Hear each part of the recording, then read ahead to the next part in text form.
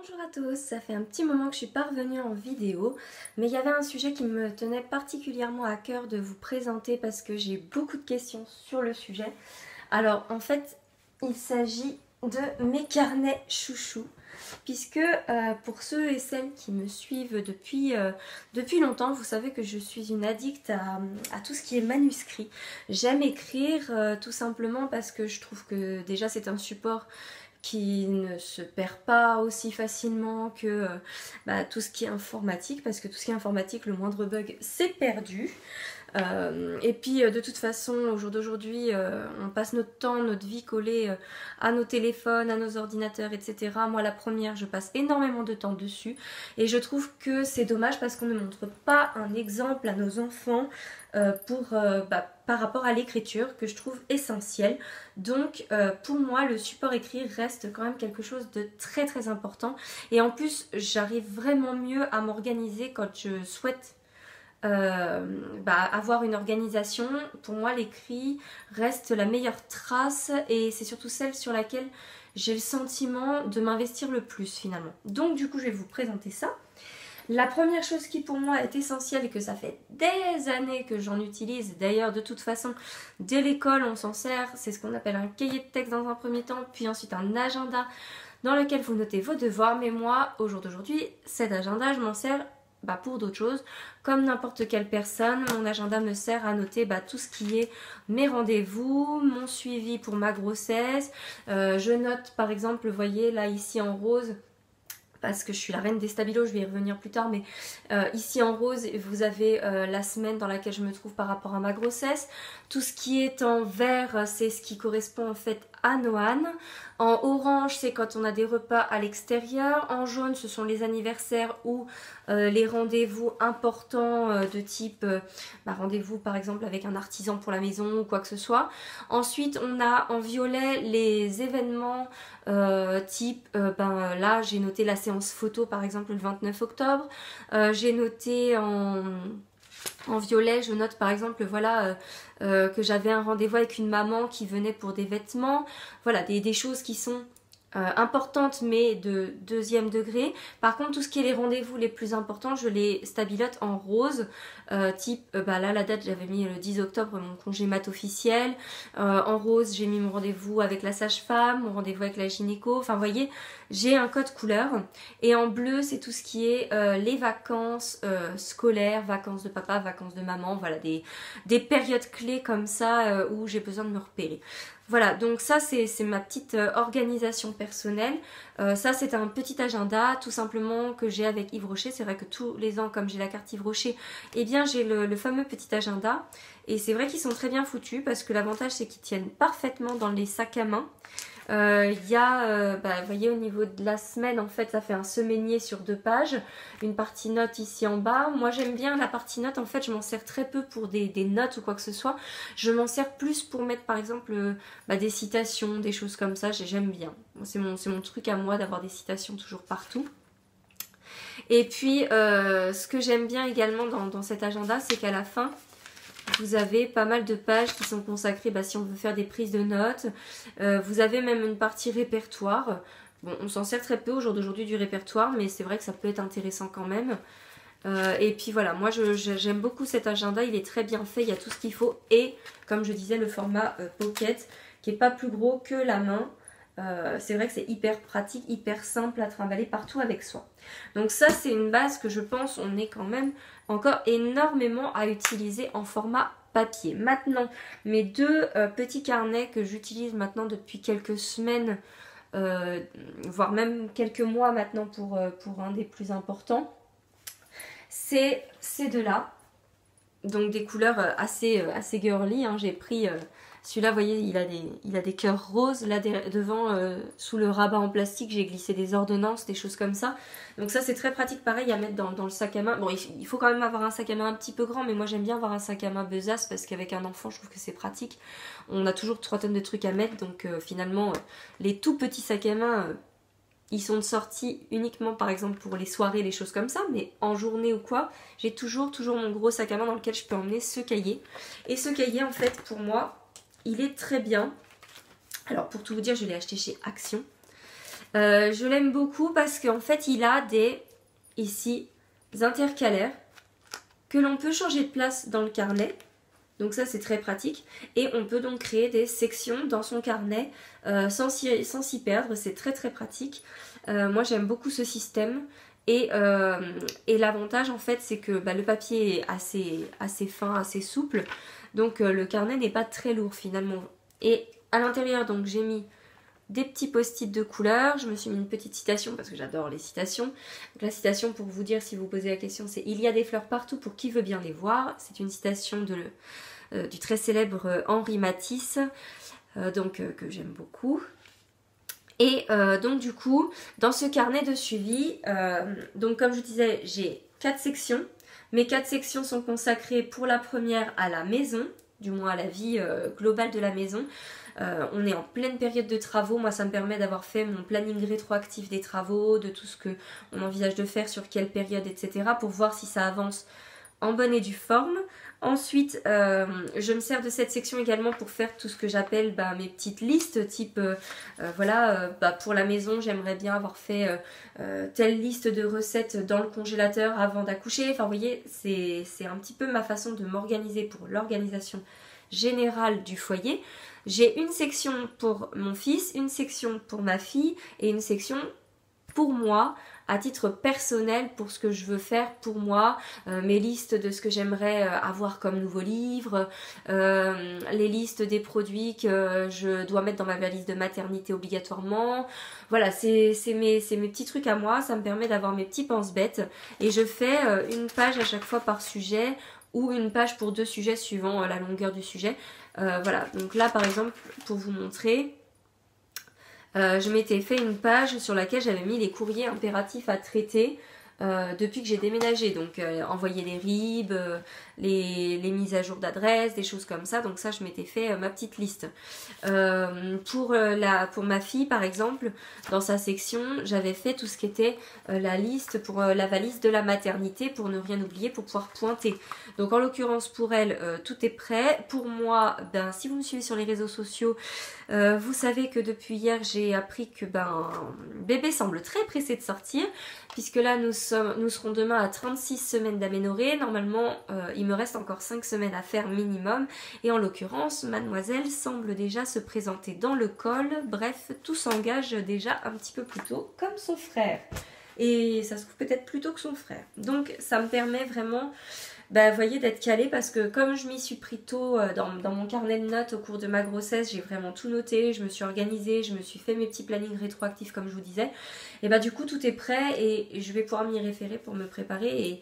Et comme là c'est vrai que ça me tombe un petit peu dessus et que je suis très fatiguée, ça se voit à mes cernes certainement, je ne dors plus depuis plusieurs jours. Et bien du coup je vais pouvoir m'appuyer sur ces supports que j'ai préparés au préalable. Et dans mon organisation ça me soulage énormément. Et enfin, mon dernier carnet qui intrigue beaucoup depuis que je l'ai commencé et que je vous en parle sur les réseaux sociaux. Si vous ne me suivez pas, je vous invite à cliquer en barre d'infos, je vous glisserai mon profil Instagram où je suis active. Il y a beaucoup de stories et quelques posts réguliers. Donc n'hésitez pas à venir m'y suivre, qu'on puisse échanger. Moi, ça me fait très plaisir dès que je peux échanger avec vous. Mais voilà, sachez que depuis la rentrée... Ça fait un moment déjà que je pratique ça avec Noan depuis l'année dernière, qu'on habite ici. J'ai découvert en fait les mamans qui disaient pratiquer ce qu'on appelle le co-schooling. Le co-schooling, qu'est-ce que c'est? C'est une dénomination qu'on a collée, entre guillemets, sur le principe de, en dehors de l'école, continuer les apprentissages avec nos enfants, leur apporter des outils et apporter une certaine pédagogie à la maison dans tout ce qu'on fait. C'est pour les mamans qui, comme moi par exemple, ne peuvent pas se permettre d'arrêter pour faire l'école à la maison. C'est pour les mamans qui, comme moi, également se sentent tout simplement... le devoir de devoir instruire d'une certaine façon leurs enfants aussi à la maison, en complément de ce qu'ils peuvent apprendre à l'école. Et en l'occurrence, ce mouvement porte un nom, mais je trouve, à mon sens, après ce n'est que mon avis personnel, que c'est ce que tous les parents devraient faire. Après, malheureusement, dans dans la vie en général, on a une majorité de parents qui délèguent intégralement cette partie d'instruction entre guillemets à l'école en imaginant que leurs enfants vont tout apprendre à l'école. Alors que pas du tout. Le rôle premier du parent, c'est l'éducation. Et quand on parle d'éducation, c'est que ce soit de façon totalement informelle ou formelle, ça dépend des parents s'ils ont besoin de support ou pas, on s'en fiche. Mais dans l'éducation, il n'y a pas que la partie où je donne des barrières à mon enfant. Voilà, il y a également cette partie où je transmets à mon enfant ce que je sais et je l'aide dans ses apprentissages au quotidien. Et ça peut passer par n'importe quelle activité, ça peut passer par le jeu, ça peut passer par la cuisine en famille, ça peut passer par... nous, on a la chance d'avoir un potager, donc Noan va très régulièrement au potager avec son papa. Ça peut passer par les travaux, nous on est en plein travaux, donc Noan passe beaucoup de temps avec son papa aussi à faire des travaux, donc ça lui arrive régulièrement de compter les clous, de simplement, même ne serait-ce que travailler sa motricité avec son papa en tapant dessus, enfin sur les clous, hein, pas le papa. Mais voilà, en soi, aujourd'hui ça porte un nom, le fameux co-schooling, alors que dans la logique, tout le monde devrait s'investir de la même façon dans l'éducation et les apprentissages des enfants. C'est simplement que ça s'est perdu parce qu'on est dans une société où on est tout le temps dans le jus et qu'on se dit bah non, j'ai pas le temps. Alors qu'en fait si, on a tous le temps, c'est juste qu'on le prend pas et je trouve ça dommage. Donc nous, à la maison, c'est moi qui m'investis le plus dans cette partie-là. Mon conjoint le fait de façon totalement informelle, il ne s'en rend parfois même pas compte puisqu'il est tout le temps en train de me dire oui mais toi tu fais ci, toi tu fais ça, et moi je lui dis mais toi tu le fais aussi, tu t'en rends pas compte, c'est tout. Voilà, moi je le fais de façon peut-être plus carrée et organisée parce que c'est ma nature, c'est comme ça, et que moi en plus j'aime bien du coup créer des activités pour mon fils, des ateliers, des petites choses.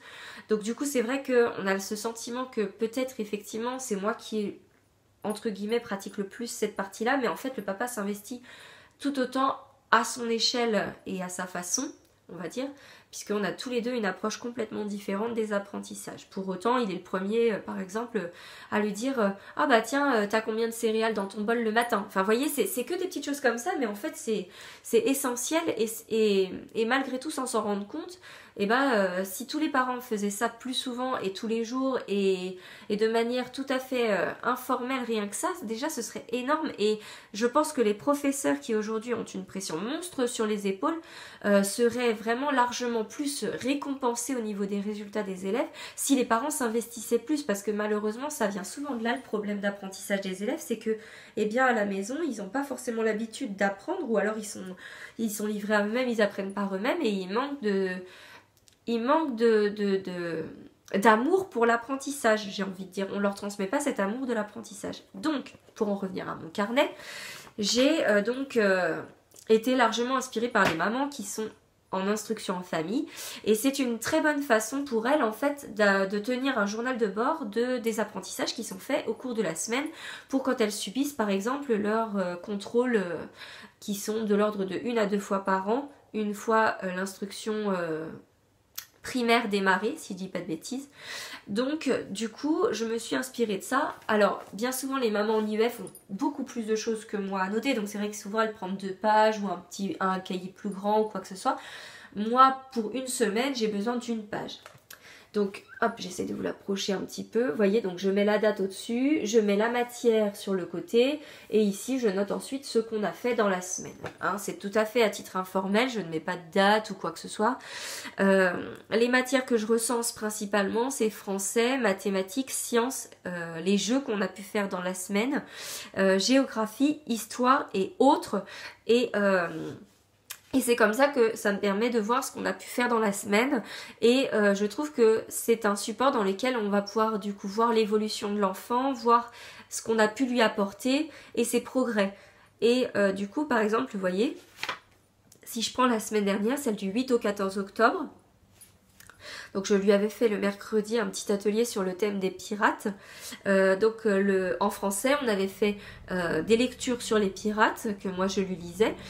Et on a fait les reconnaissances de lettres du mot pirate. Donc on a utilisé pour ça plusieurs supports. On a utilisé son tableau sur lequel on mettait les lettres magnétiques en bois. On a également utilisé un livre que j'adore, qui est le livre Balthazar, l'abécédaire à toucher, avec les lettres en minuscules. Donc ça complète, c'est-à-dire que d'un côté on a les lettres bâtons, de l'autre on a les lettres minuscules, ce qui permet de faire l'apprentissage des deux écrits en même temps. On a fait donc ça. Sur le thème des pirates, on a joué au domino des pirates et on a fait un puzzle sur les pirates. Donc ça c'est pareil, du coup ce sont des jeux, oui, mais ce sont des jeux qui permettent de travailler beaucoup de choses, puisque ça fait du repérage dans l'espace, ça fait travailler le visuel énormément, la motricité également et la réflexion. Donc ça c'était sur le thème des pirates. On a regardé également un film que Noan adore et qui est sur le thème, c'est Disney, la planète au trésor. Donc là pour le coup on est en plein dans le sujet des pirates et Noan adore ce dessin animé, je crois qu'il l'a vu au moins 10 fois.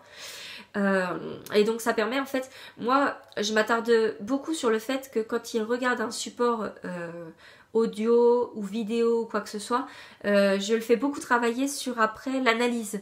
On discute beaucoup, c'est-à-dire que je lui fais me raconter l'histoire, je lui fais me redonner les prénoms des personnages, je lui fais me raconter le passage qu'il a préféré. Donc en fait, je pars du principe que pour moi le support écran n'est pas un interdit à la maison, on s'en sert énormément. Par contre, c'est le après qui compte, parce que mettre un enfant devant la télé pour l'abrutir et attendre que ça se passe, ça sert à rien. À mon sens, le but c'est d'en parler avec lui derrière pour qu'il exploite ce qu'il a regardé et que du coup ça serve vraiment à quelque chose, c'est-à-dire il va donc exploiter du vocabulaire, il va faire travailler sa mémoire, il va pas regarder de manière passive du coup son écran, il va s'en servir après pour en parler. Et ça pour moi c'est essentiel dans l'usage des écrans. S'il n'y a pas cette utilisation à double emploi, le avant-après, eh bien je considère qu'effectivement c'est de la perte de temps. Donc ça a valu 2-3 fois que je reprenne mon conjoint qui les dimanches matin lui mettait les dessins animés stupides qu'on peut trouver sur TF1 par exemple. Je ne blâme pas les parents qui mettent ce genre de chaîne, hein. Pas du tout. Chacun fait comme il l'entend. Mais chez moi, il est hors de question que mon fils regarde ça, par exemple, parce que ça n'a aucun intérêt pédagogique, ni d'apprentissage particulier ou quoi que ce soit, à part les abrutir, c'est tout ce que ça sert, à mon sens. C'est mon avis, vous faites ce que vous voulez avec vos enfants, chacun fait comme il l'entend. Bref, donc dans ce tableau, vous voyez par exemple en maths, cette semaine, Noan a percuté que sur son tableau qu'on lui avait acheté chez Lidl en bois, il y a un tout petit morceau de boulier en fait. Il y a 3 lignes, jaune, bleu, rouge, avec 5 boules sur chaque niveau. Et donc du coup, il s'en est rendu compte. Donc après, il a compté chaque niveau, il s'est rendu compte qu'il y avait 3 x 5. Donc après, on a dit, ah bah 3 x 5, ça veut dire que c'est la même quantité. Voilà, on a quantifié comme ça, il s'en est rendu compte par lui-même, donc on a profité du moment pour le faire. J'ai cuisiné des muffins et il a vu que j'avais pas utilisé les mêmes moules que d'habitude, donc du coup je lui ai fait compter combien il y avait d'empreintes sur chaque plaque et il s'est rendu compte que bah tiens, maman elle peut faire 6 muffins par plaque. Donc voilà, c'est des petits exercices comme ça de numération tout bête que, enfin, dès qu'on a une occasion de compter, d'observer, etc., on s'en sert. On a énormément lu aussi la semaine dernière. Beaucoup, parce que tous les soirs déjà il y a les histoires. Dans la journée, quand on a besoin de faire un retour au calme, on les propose systématiquement s'il veut lire. Voilà, donc il y a énormément eu de lectures, surtout que comme on avait exploité le thème des pirates, je lui ai acheté un livre avec des histoires de pirates, on avait un livre emprunté à la bibliothèque avec des notions sur les pirates, et je suis allée en plus chez Emmaüs en milieu de semaine et j'ai trouvé un Kiddy Doc sur les pirates, donc voilà, on avait beaucoup de supports sur le sujet à lire. Par exemple, tout à l'heure, je vous disais que je mettais également la géographie.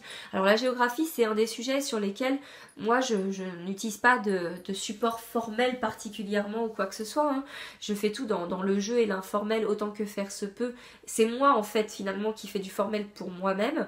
Et j'utilise beaucoup le support de la carte magnétique map de la marque Janod en bois qui est juste magnifique. C'est très grand, hein, ça doit faire à peu près 90 cm, 1 mètre sur 40, quelque chose comme ça. C'est le planisphère en fait avec toutes les pièces en bois pour les pays. Et donc du coup dessus il y a des animaux dessinés, il y a des monuments, il y a voilà, tout ce qui peut, on va dire, clarifier les points importants de la géographie de chaque pays. Donc par exemple la France, vous avez forcément la tour Eiffel dessinée dessus, voilà. Donc Noan commence à bien géolocaliser, donc il sait où se trouve la France, il sait où se trouve l'Angleterre puisqu'on y est parti. Il commence à géolocaliser également tout ce qui est la Malaisie, parce que on a de la famille qui est partie y vivre, donc du coup il visualise, puisque c'est un de nos projets de peut-être y aller effectivement pour rendre visite à la famille. Il commence vraiment à bien géolocaliser pas mal de pays comme ça, à titre informel, parce que il y a des points de référence. Et c'est surtout qu'on s'en sert énormément avec ces animaux qu'on replace sur la carte pour apprendre où ils habitent. Ça, c'est un petit jeu qu'on fait déjà depuis le début de l'été, très très régulièrement. On sort les animaux et on les place sur la carte pour voir où ils habitent.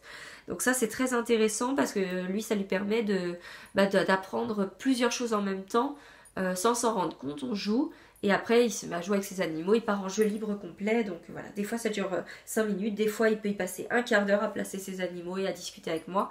Et après des fois il me demande des reportages sur l'animal qu'il a envie. Voilà, ça arrive régulièrement qu'on se mette un c'est pas sorcier sur l'animal qu'il a repéré. Voilà, donc en fait officiellement ce carnet, je note toutes les activités qu'on peut faire ensemble qui lui ont été bénéfiques pour apprendre. Reconnaître les lettres de son prénom par exemple, tous les jours, dès qu'on a la possibilité et qu'on voit qu'il est susceptible d'être intéressé, on lui propose de reconnaître les lettres de son prénom dans n'importe quel mot. Donc aujourd'hui, le N, le O, le H, le A, le N, il les reconnaît sans problème. Il reconnaît également le I, il commence à bien reconnaître le T. Hier, il m'a fait la surprise de venir vers moi avec le R en disant il y a un R dans ton prénom maman. Voilà, donc on commence vraiment à bien avancer là-dessus et on n'oublie surtout pas une chose qui est essentielle, c'est que quand on travaille sur les lettres, on ne fait pas que les nommer, on les utilise également avec leur son.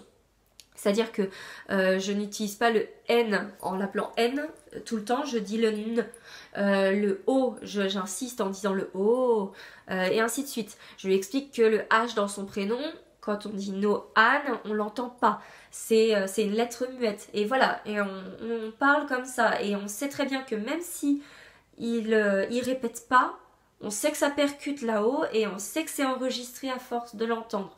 Voilà, donc tout ça, je vous dis, c'est dans mon carnet de ce que j'appelle co-schooling, que je lui donnerai quand il sera plus grand. Parce que soit je lui donnerai, soit je le garderai, je sais pas, on verra. Mais ce qu'il y a de sûr, c'est quelque chose que je pense lui transmettre parce que je me dis que plus tard, quand lui il aura peut-être des enfants, ça peut peut-être lui montrer que voilà, il y a des valeurs à transmettre à ses enfants et que maman l'a fait avec lui, que lui il est capable de le faire aussi avec ses enfants et je ferai pareil pour sa petite sœur. Voilà, donc ça c'était mes 3 carnets, mes 3 supports d'organisation essentiels qui ne me quittent pas. J'aime beaucoup le fait qu'à chaque fois il y a les élastiques, ça permet d'éviter que ça se froisse. Le carnet de co-schooling, je l'avais acheté il y a très très longtemps, c'est un Oxford, donc voilà, il est en rigide. Au jour d'aujourd'hui, maintenant qu'on a les actions, les choses comme ça, vous en trouvez pour bien moins cher que la marque Oxford. Donc vous pouvez trouver ça partout. Ça je vous dis, ça vient de chez Action, ça m'a coûté moins d'1 €. Voilà. En l'occurrence, c'est des petits supports à moindre frais qui sont vraiment très utiles à mon sens. Et en complément de ça, j'utilise, comme je vous disais, énormément tout ce qui est les stabilos. J'aime utiliser les post-it. Et je recommande vraiment aux mamans ou aux hommes, hein, si vous êtes par là, les garçons, ne vous inquiétez pas, hein, vous pouvez le faire aussi. Voilà, je recommande énormément d'utiliser tous ces supports colorés parce que c'est comme quand on mange, plus il y a de la couleur, plus ça donne envie et plus on s'investit. Donc clairement, n'hésitez pas, si vous avez des questions, si sur certains points vous voulez que j'éclaircisse ou par exemple sur le carnet de co-schooling, vous voulez que je vous prenne des photos et que je fasse un article sur le blog en complément, n'hésitez pas à me le faire savoir. Ce qu'il y a de sûr, c'est que je vous invite à aller sur le blog pour mes fameux ateliers à thème. J'ai déjà rédigé 2 billets sur le sujet. Je vous ai mis le billet sur le thème des dinosaures et je vous ai mis le billet sur le thème des émotions. Celui sur le thème des pirates arrive très très bientôt. Je vais le rédiger évidemment. Voilà. Et en tout cas, sachez que le blog est tenu à jour de manière aussi régulière que possible. Il y a donc eu beaucoup plus d'articles réguliers sur l'éducation ces derniers mois parce que c'est devenu une de mes priorités, surtout avec l'arrivée de la petite sœur, parce que je veux que Noan ait le sentiment que maman ne le met pas de côté du tout, et je trouve que justement en m'investissant, en lui créant des ateliers, et bien du coup ça nous permet de créer des moments ensemble, et même si j'aurais la petite sœur à m'occuper, ces ateliers en les préparant au préalable, je pourrais certainement les faire avec lui malgré la petite sœur. Donc voilà, ce qu'il y a de sûr, c'est que vous allez en voir très régulièrement passer. Il y aura toujours de la cuisine évidemment. Et je vous retrouve très très bientôt pour une nouvelle vidéo, je l'espère, que vous attendez énormément. Je sais, je suis très très en retard sur mes produits de salle de bain et c'est une vidéo qui me demande beaucoup de temps et je dois passer une commande sur Santé Discount pour vous montrer tout ça. Voilà, alors je vous dis à très bientôt et j'attends vos commentaires et vos retours. Bonne fin de journée.